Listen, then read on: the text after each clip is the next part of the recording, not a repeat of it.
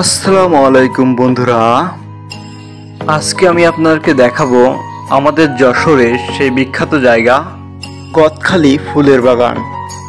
বন্ধুরা, আমি এখন আপনাদেরকে দেখাবো গদখালি ফুলের রাজ্যের ভালো ভালো দর্শনীয় জায়গাগুলো।